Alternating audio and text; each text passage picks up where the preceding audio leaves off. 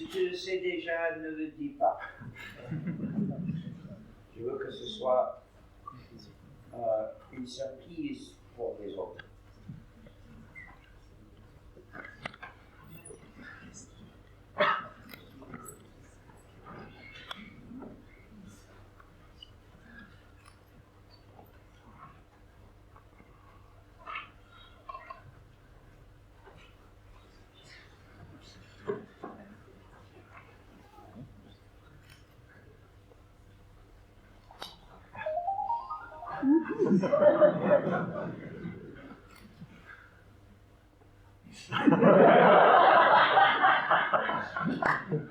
Je suis le saint Ignatius de l'église d'Emax. Je bénis ton ordinateur, mon fils.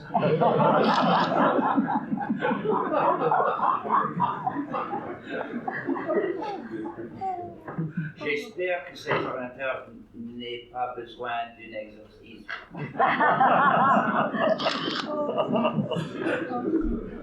Emacs était au commencement un programme éditeur extensif de textes que j'avais écrit, qui a été augmenté jusqu'à pouvoir jusqu'à que des utilisateurs pouvaient faire toute leur informatique sans sortir jamais d'Emacs.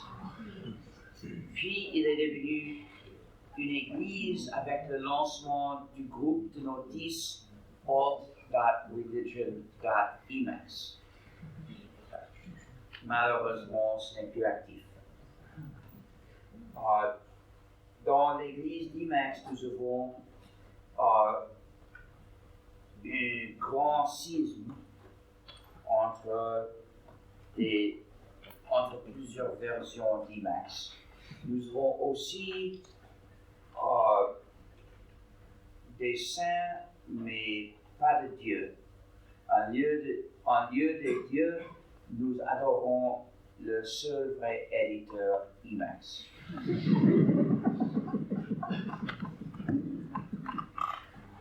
Pour se faire membre de l'église d'Emacs, il faut réciter la confession de la foi. Il faut dire il n'y a autre système que Emacs et Linux est un de ses noyaux. Puis si tu deviens vraiment expert dans l'utilisation, tu peux le célébrer avec notre cérémonie, le Full Bar Mitzvah, dans laquelle tu chantes une portion de notre texte sacré, c'est-à-dire le code source du système.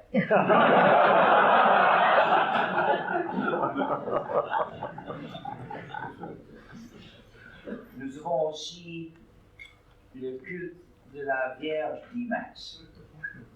Ça se réfère à n'importe qui n'a jamais connu ni utilisé Emacs.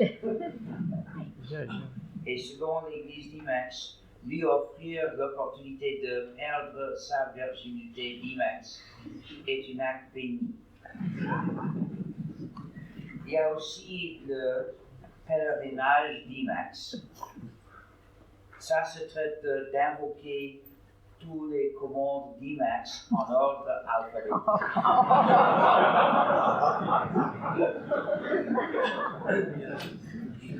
Il y a un secte tibétain rebelle qui dit qu'il suffit de les invoquer automatiquement sous le contrôle d'un script. Mais l'église mère croit que pour gagner de la mérite spirituelle, il faut les taper manuellement. L'église d'Emacs a des avantages comparés à d'autres églises. Par exemple,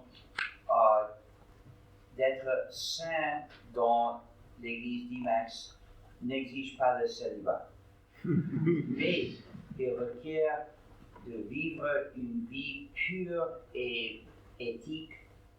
Il faut exorciser les systèmes diaboliques privateurs qui ont possédé des ordinateurs sous ton contrôle ou préparés par ton utilisation régulière et de le remplacer par un système complètement sain et libre.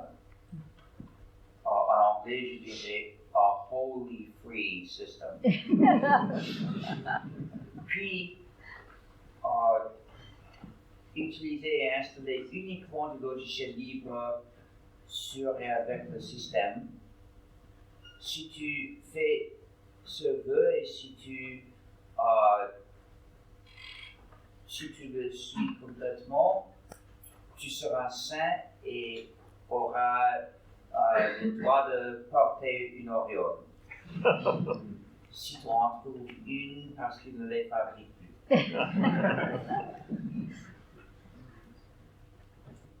Il y a une rivalité traditionnelle entre Emacs et l'autre éditeur VI. Donc, parfois quelqu'un me demande si dans l'église d'Emacs, l'utilisation de VI est un péché.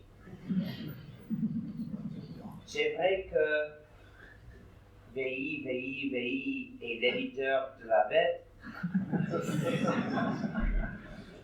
mais l'utilisation d'une version libre, d'une implémentation libre de VI n'est pas un péché, mais plutôt une pénitence.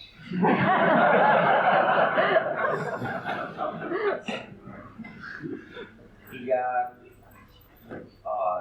5 heures, je suis allé en Chine et des utilisateurs de VI ont proposé de m'attaquer. Étonnant, mais il paraît que violence commence avec VI.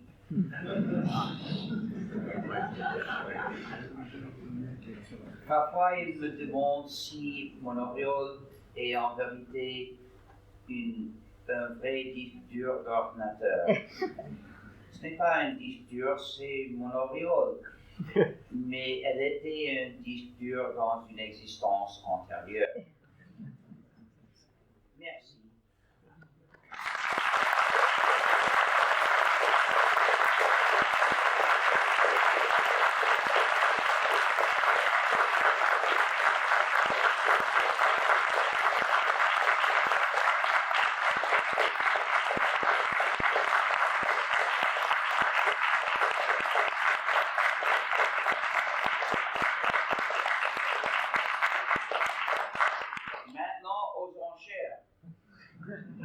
Voici un petit gnou adorable qui a besoin d'une famille. Je vais le vendre aux enchères au bénéfice de la Free Software Foundation. Si tu l'achètes, je peux dédicacer la carte. Si tu as un manchot chez toi, tu as besoin d'un gnou. Manchot sans gnou. Que ferait un manchot sans gnou?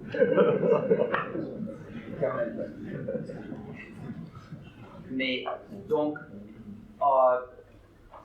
pour offrir, il faut agiter la main et crier le prix que tu offres pour que je l'entende, parce que j'ai des problèmes auditifs.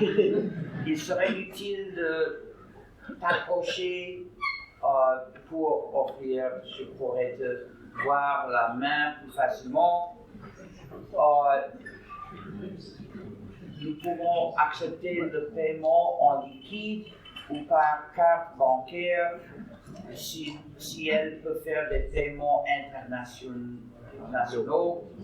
par téléphone.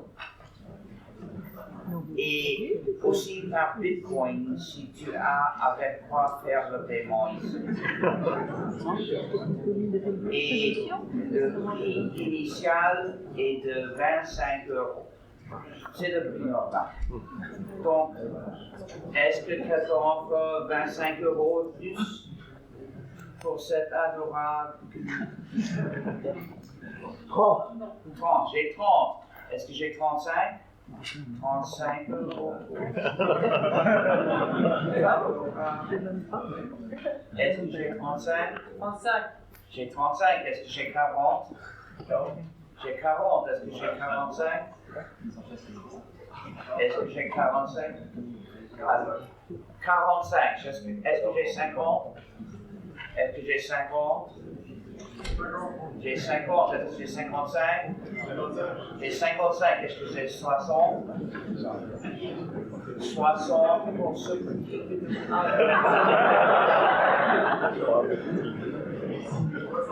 J'ai 60. 65, quelqu'un? J'ai 60. Est-ce que j'ai 65? 65, quelqu'un?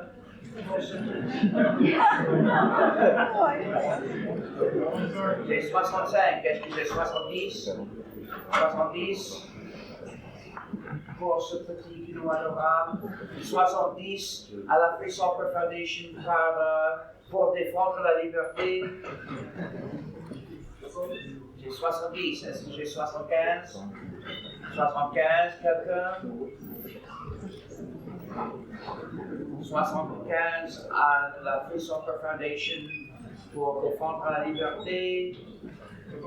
J'ai 75. Est-ce que j'ai 80? 80 pour ce petit kilo adorable.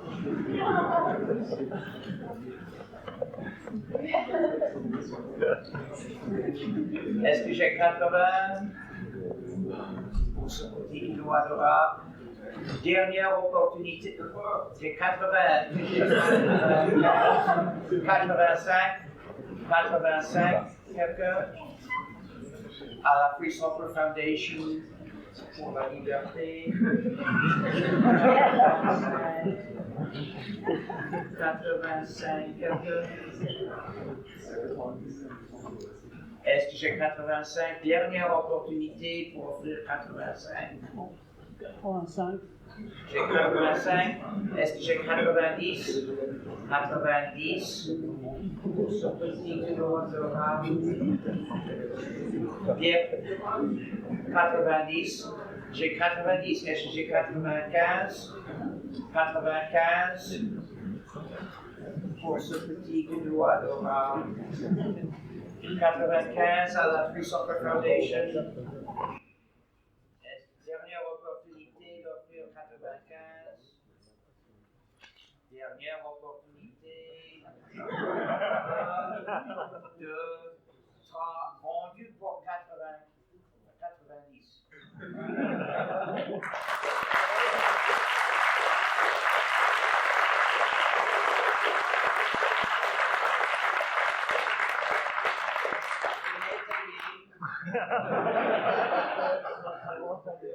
Comment voulez-vous payer?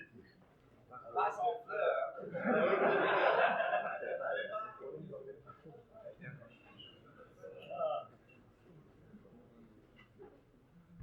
Comment voulez-vous payer?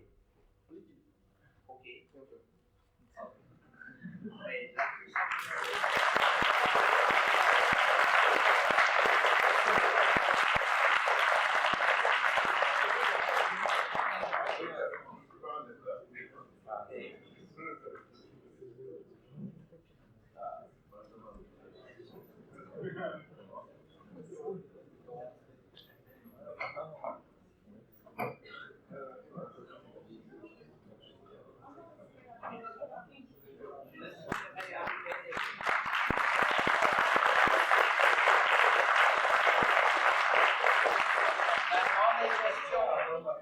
Maintenant, les questions.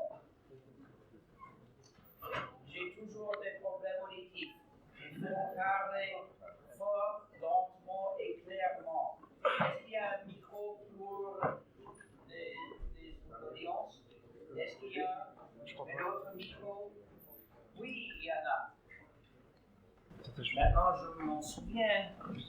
Il y avait un autre micro. Ici. Donc, ça va être celui-ci pour l'audience et celui-ci pour moi.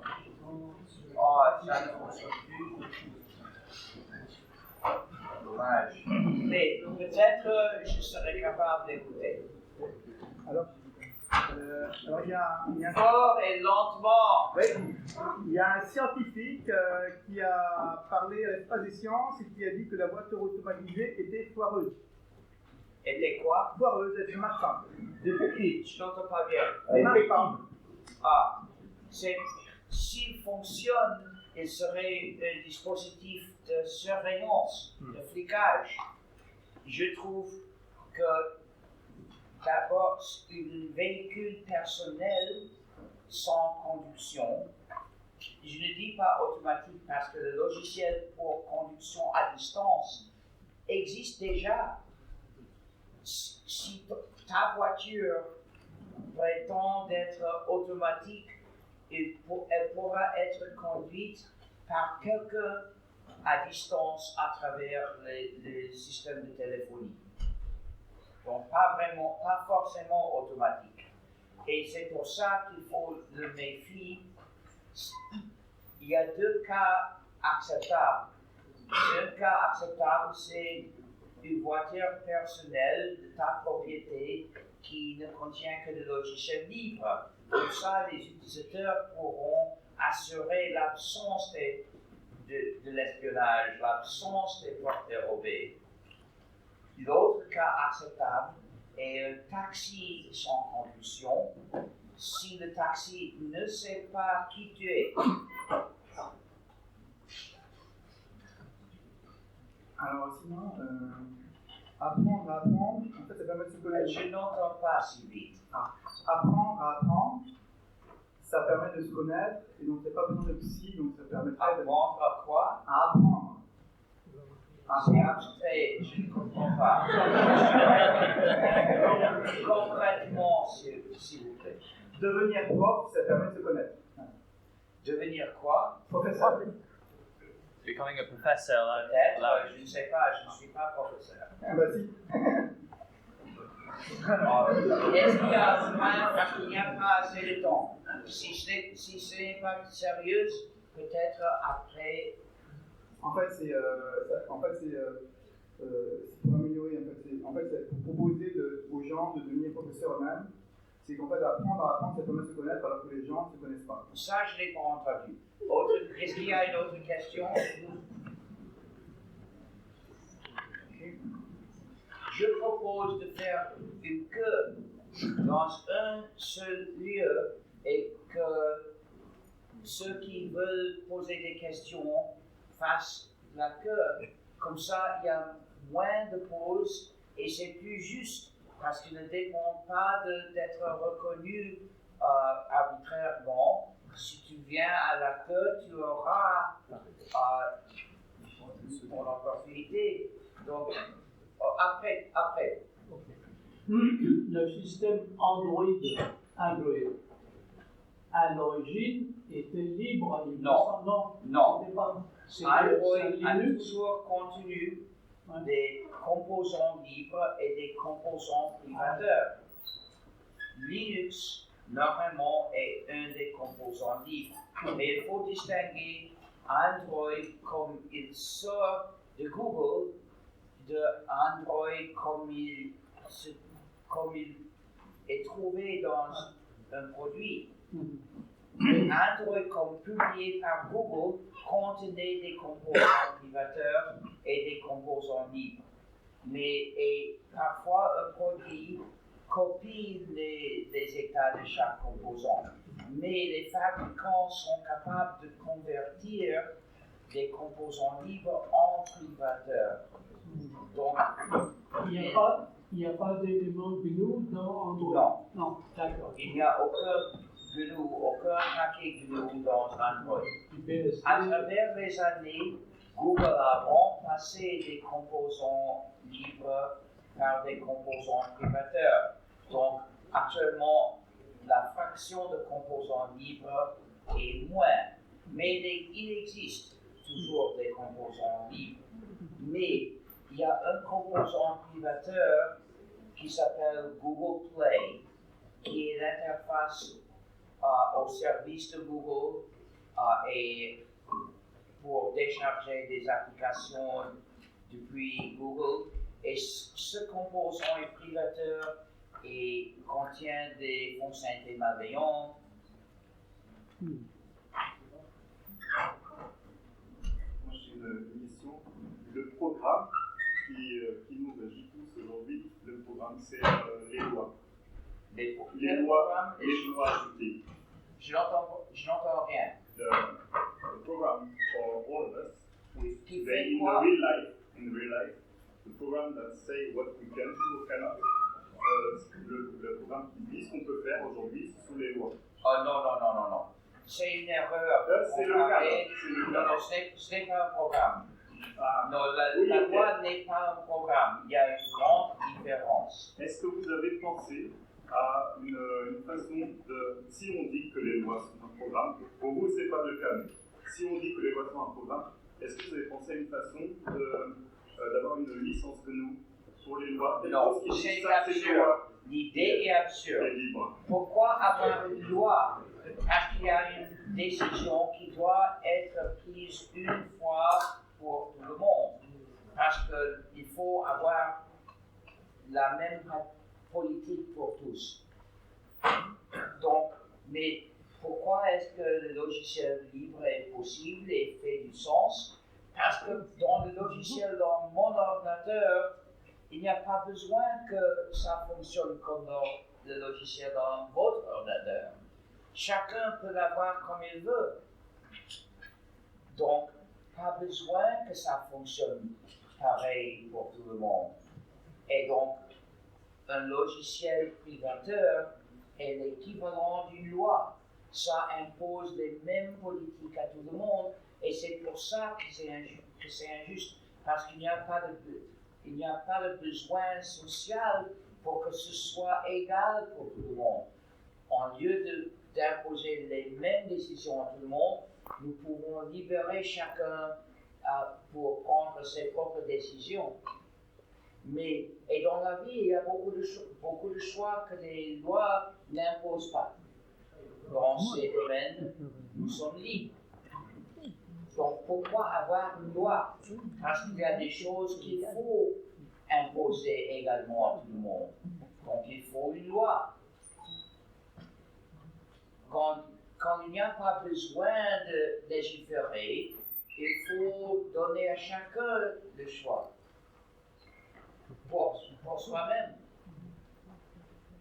Enfin, beaucoup de gens se laissent tenter par le logiciel privatif, le logiciel privateur, sous motifs qu'ils n'ont rien à cacher. En gros, ils acceptent de donner des données personnelles sous prétexte qu'ils n'ont rien à cacher. Il faut corriger une erreur. Il y a beaucoup d'injustices chez le logiciel privateur, pas seulement l'espionnage. Le seul fait d'être privateur, ça veut dire que les utilisateurs ne peuvent pas le changer, est déjà injuste, déjà une raison pour le rejeter. La surveillance est un des injustices secondaires que les développeurs introduisent dans le code.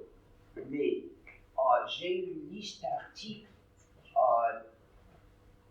très convaincants en anglais. Je crois qu'il est quelque part dans stallman.org. Mais tu ne comprends pas jusqu'à quel point les entreprises sont capables de te manipuler en connaissant tes préférences pour que tu vides ton argent et aussi ils savent attaquer les pays en manipulant les élections et donc voici 2 raisons pour refuser de le faire. Merci. Mais vouloir cacher quelque chose ne signifie pas que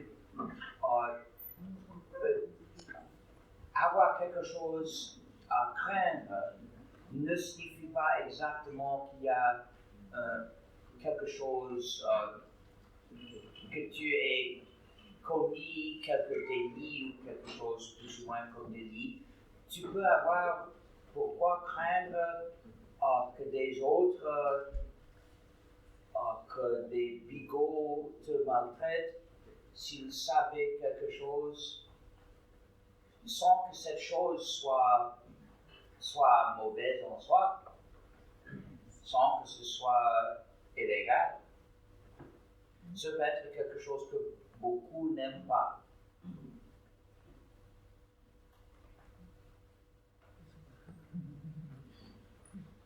Bonsoir. Il faut me parler fort, je n'entends rien. Certaines personnes constatent les injustices du logiciel privateur et décident de refuser la technologie.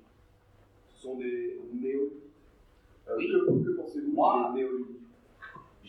Je suis un. Vous avez un ordinateur. Ah, mais les ludites ne rejetaient pas toute technologie. Quel niveau de technologie est acceptable alors? Et il ne s'agit pas de niveau. Il y a des technologies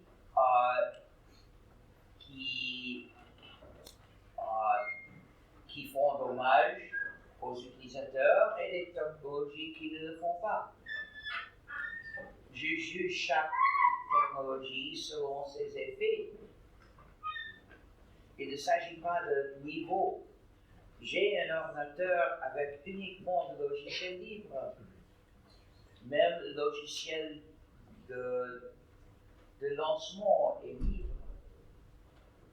Donc, il ne me fait pas mal. Merci.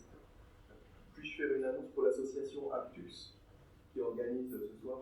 Nous faisons un apéro du livre mercredi prochain à la Mi-Mobile à 19h pour discuter autour d'un verre de logiciels libres de GNU Linux. Donc si vous voulez venir, n'hésitez pas. Mercredi 3 avril à 19h à la Mi-Mobile. Merci. J'ai regardé le site d'Actux et il me paraît que ça fait un bon effort pour le logiciel libre. Est-ce que la GNU de Je n'entends pas bien. Est-ce que la GNU de la FSF est libre? Quoi? Est-ce que les plans de la GNU sont libres? Je ne sais pas. Ce n'est pas nous qui. Nous ne sommes pas ceux qui ont dessiné le GNU. Nous les achetons. Mais ce n'est pas un programme ni un outil pour faire des travaux utiles. Mais on peut faire de la reverse ingénierie. Je ne sais pas. En ce cas, il s'agit d'un droit d'auteur aussi. Vraiment, je n'en sais pas. Alors, je voulais vous interroger sur le matériel libre, donc hardware. Regardez la page gnu.org/philosophy/free-hardware-designs.html. Donc, ma conclusion, c'est que ce n'est pas l'objet qui peut être libre ou pas, c'est plutôt le design. Est-ce qu'il n'est pas vain, finalement, d'une certaine manière? Il n'est pas vain, est-ce qu'il est inutile, d'une certaine manière, d'utiliser du logiciel libre si derrière on a du hardware privateur? Non, mais je ne dis pas que l'objet physique soit libre ou pas. J'ai conclu que ce qui peut être libre n'est pas l'objet physique, mais plutôt je ne sais pas traduire design en ce contexte. Conception. La conception, mais pas spécifique que ça. La conception concrète peut être libre ou pas. Et souvent, une portion de la conception est libre et autre portion ne l'est pas. Par exemple, dans un ordinateur, la conception de la carte peut être libre, tandis que la conception de chaque puce n'est pas libre. Et peut-être dans le futur, on pourra le faire avec quelques puces de conception libre aussi. Mais au moins, ce niveau d'analyse offre la possibilité de décrire l'état des choses. Mais aujourd'hui, pour l'état actuel de la technologie numérique, je crois que la question de ce qu'une partie de la conception est libre ou pas ne change pas grand-chose, parce qu'en tout cas, il faut les fabriquer massivement dans une usine. Et donc, personne, même si la conception d'une puce est libre, il est impossible économiquement de fabriquer une puce pour l'utiliser toi-même. Mais peut-être dans 30 ans, il sera possible. Et ça changera tout. Dès qu'il soit possible de fabriquer pour toi-même une puce, il sera essentiel d'avoir une conception libre. Mais aujourd'hui, même avec la conception libre, nous sommes dépendants de la Chine.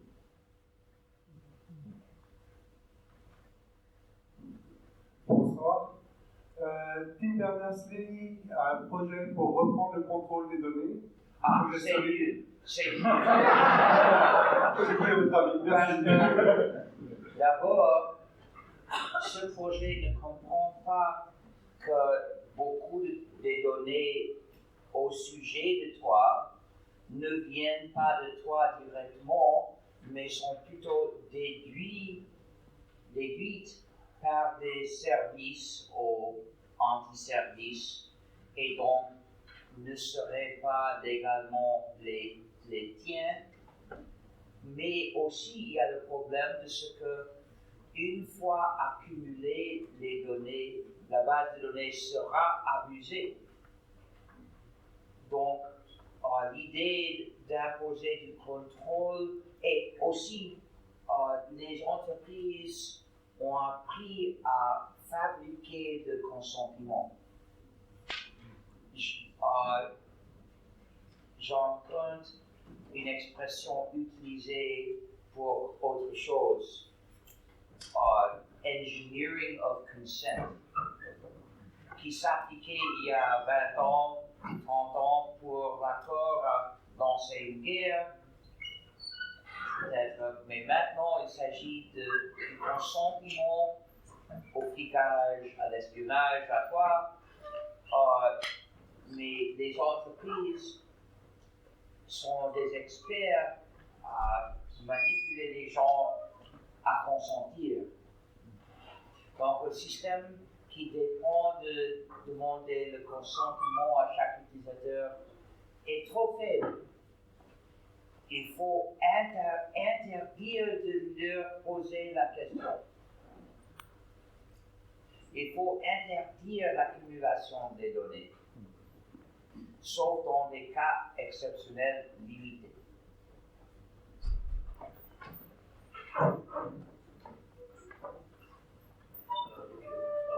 Bonsoir, j'avais Je n'entends pas bien. Okay, so can I ask my question in English? Oui. Okay. Yeah, I'm no good at French, sorry about that.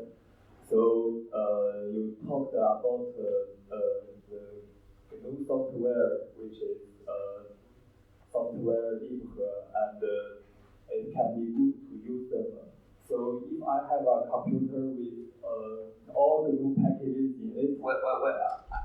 Attendez. Okay. Il y a des centaines de paquets GNU, mais il y a des milliers de programmes libres, et je ne vois pas pourquoi se limiter aux programmes libres qui sont des paquets GNU. Il y a d'autres programmes libres que je trouve très utiles, et tous sont éthiques parce qu'ils sont libres. Okay. So if I use all my software like liquid software, and there's still other ways my privacy can be found by other people. That's true.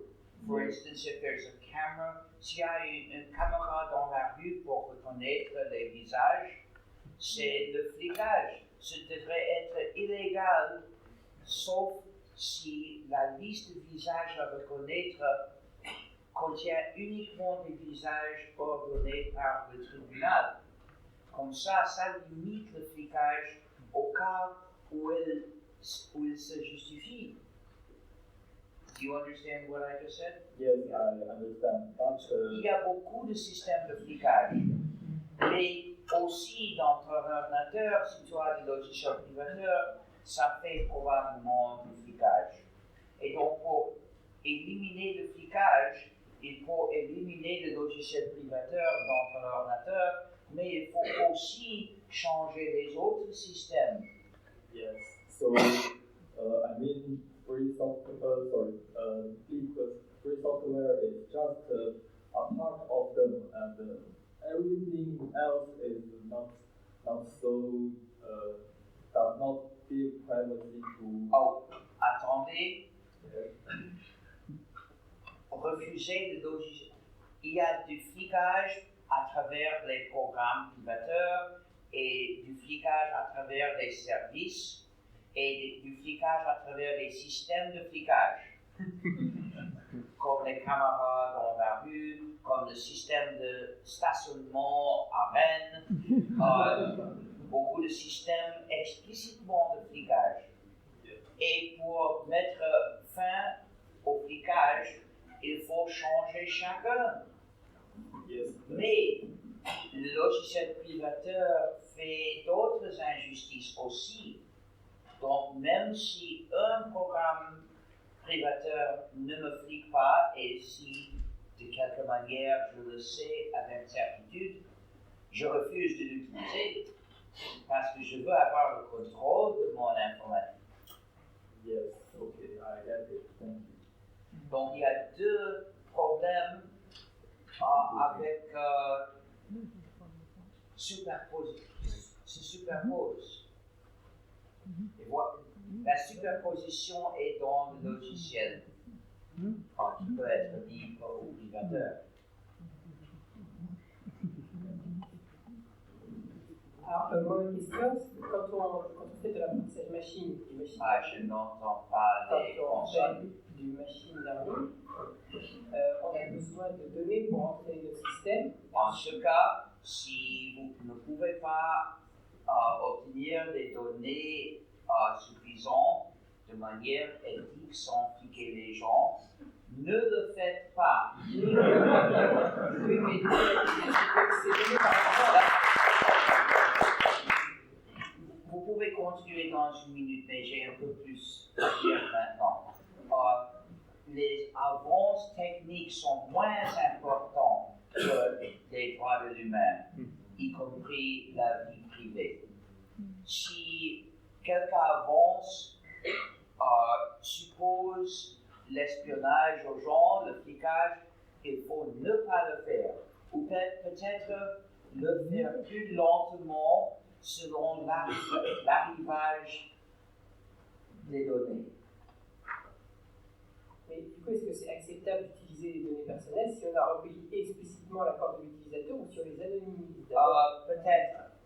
Si l'utilisateur est obligé d'offrir ses données pour utiliser quelques services, c'est déjà injuste. S'il s'agit de rechercher, de solliciter des données pour la recherche qui ne s'utilisera jamais pour d'autres choses, et s'il est possible de cacher l'identité de chacun suffisamment pour assurer que ces données ne soient pas utilisées de manière dommageuse, en ce cas, je trouve que c'est moral.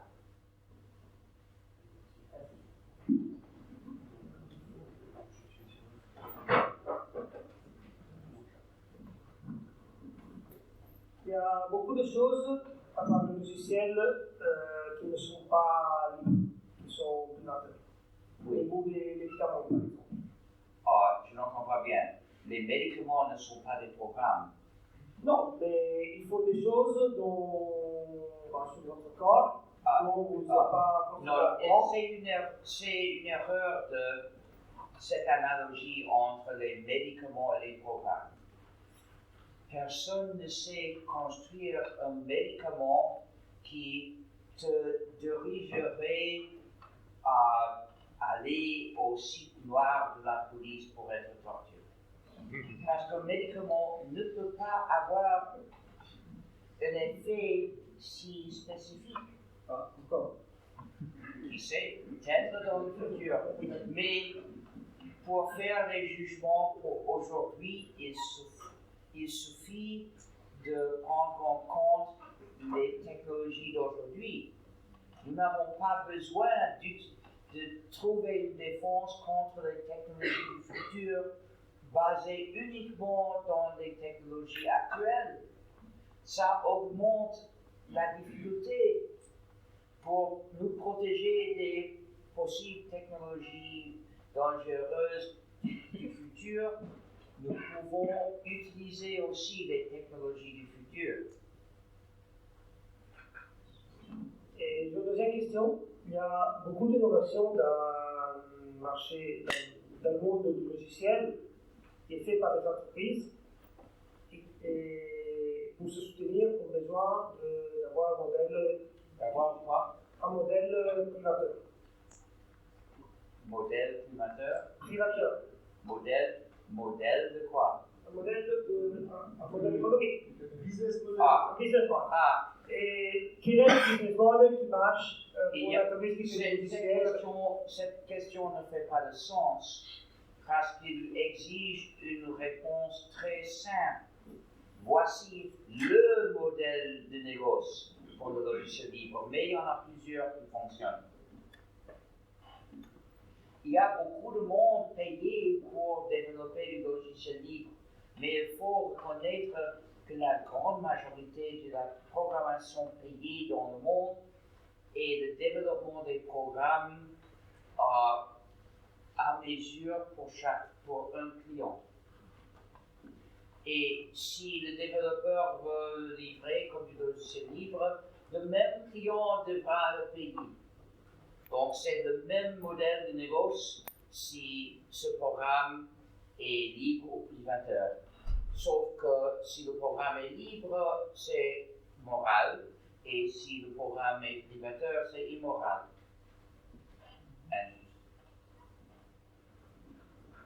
Mais en tout cas, personne ne développera ce programme sans être payé. J'ai distribué des feuilles blanches dans toute la salle tout à l'heure à la demande de Richard pour que vous notez vos coordonnées si vous souhaitez avoir un contact avec son organisation. Donc si vous pouvez faire revenir, vous notez vos noms dessus, vos coordonnées dessus, email, etc. Et vous les faites revenir, s'il vous plaît. Il y en a peut-être, mais j'ai distribué pas mal de feuilles dans la salle, donc vous notez vos coordonnées dessus. Moi, je ne l'ai pas vu. Et c'est pas passé partout. Non. Et vous les faites descendre. Moi, je ne l'ai pas vu. On peut le faire tout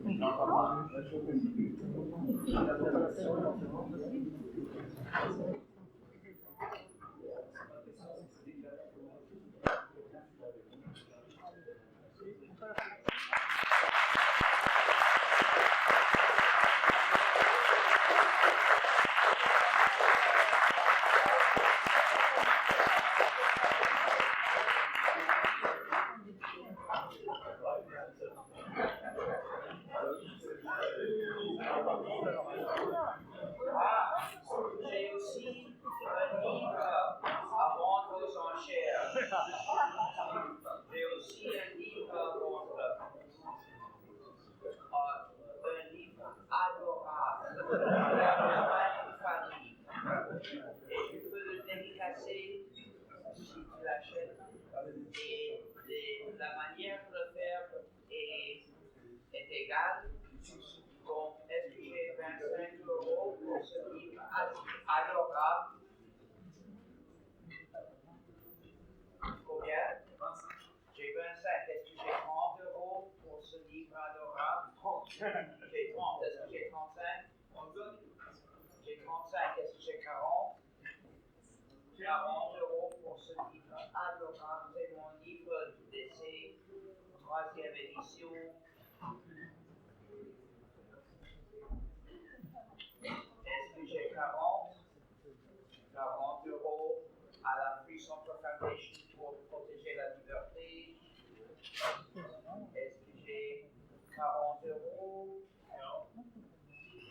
40. J'ai 40, est-ce que j'ai 45? 45 euros pour ce livre adorable. Dernière opportunité pour offrir 45 plus euros pour ce livre adorable.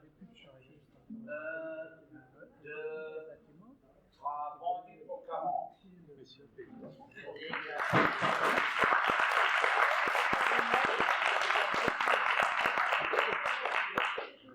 l'autre.